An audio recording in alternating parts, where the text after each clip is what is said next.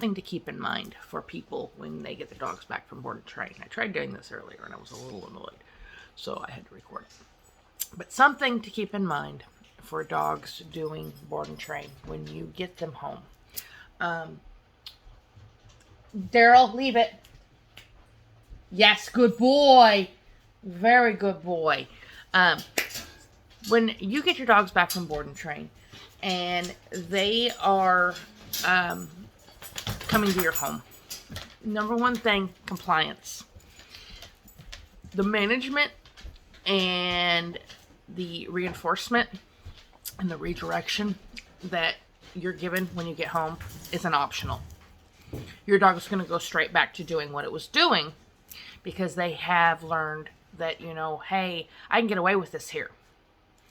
The reason that you're giving the instructions you're given when you get your dog home to keep them on leash, number one, when you're not able to supervise them or during their scheduled nap times, to contain them and not allow them free roam of the house, is because they're going to go right back to the behaviors that got them to me in the first place, because those behaviors worked in your home. Reason being, you have to now take the training, the software that I installed, and use it. You have to create what's called a reinforcement history with your dog. And a lot of times people will see, hi Daryl, will see dogs that are stressed. Come here, goofball, get out of my face. See dogs that are stressed the first couple of days when they're home because suddenly there's rules. And that's stressful. How dare you have rules in your home? How dare you? And people feel guilty. Why? Why feel guilty?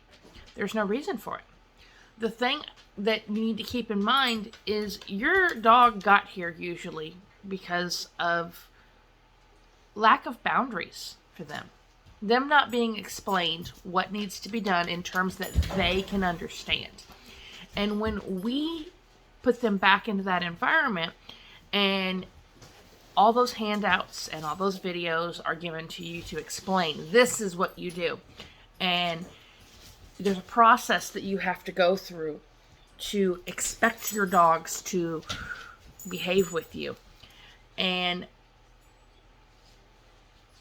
that process is there for the purpose of helping you set those rules and those boundaries with your dog as low stress as possible.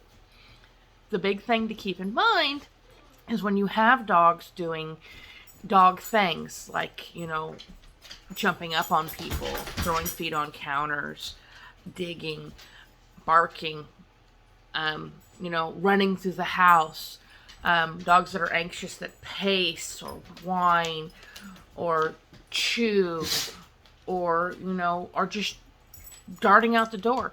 Those things all need management.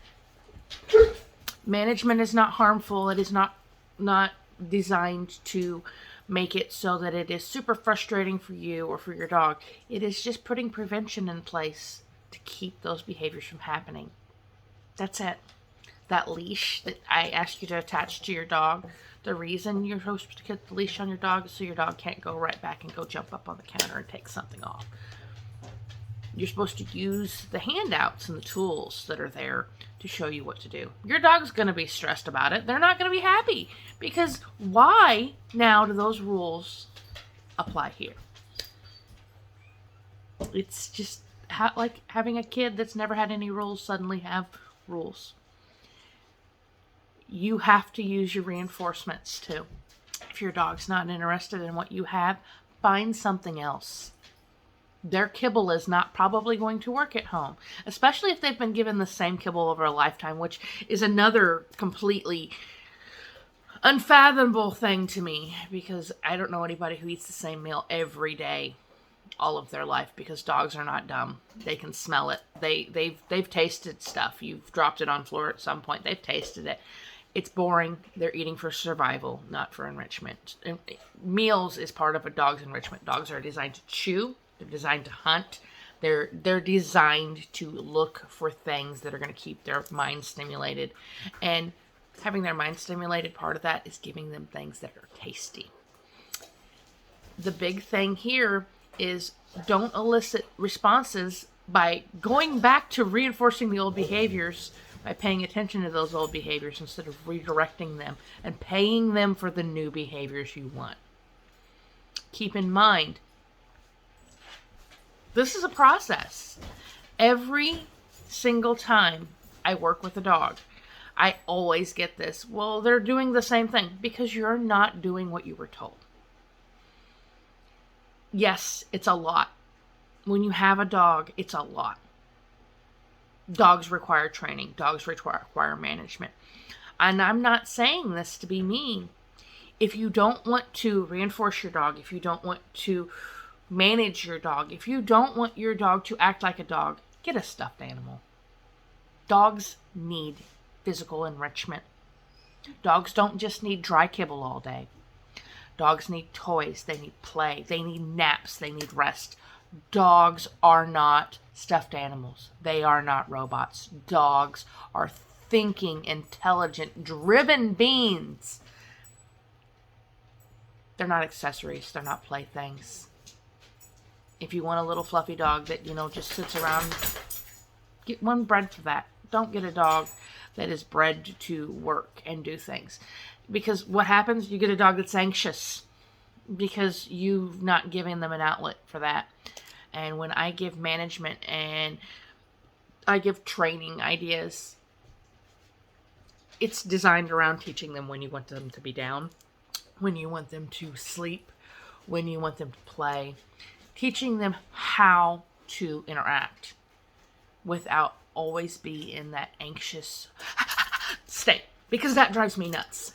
Because I get dogs here and they're doing that because their owners have trained them to go constantly, by constantly allowing them to play, not allowing them to shut off, by constantly playing fetch with them, or just letting them play with their siblings to the point that their siblings can't take them and they attack each other because they're cranky and they've had enough.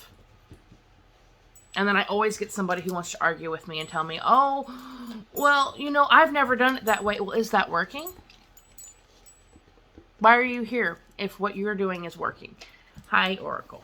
Yes, I know. And now I'm doing what you have to do, what my dog is telling me. I have to go eat because my blood sugar is low. Because my dog's smart. And she has a job. And I listen to her. And I respect her needs. And I let her tell me what she needs.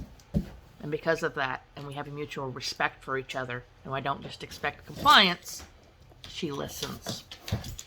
And she listens well. And she cares about me, and she cares about my being.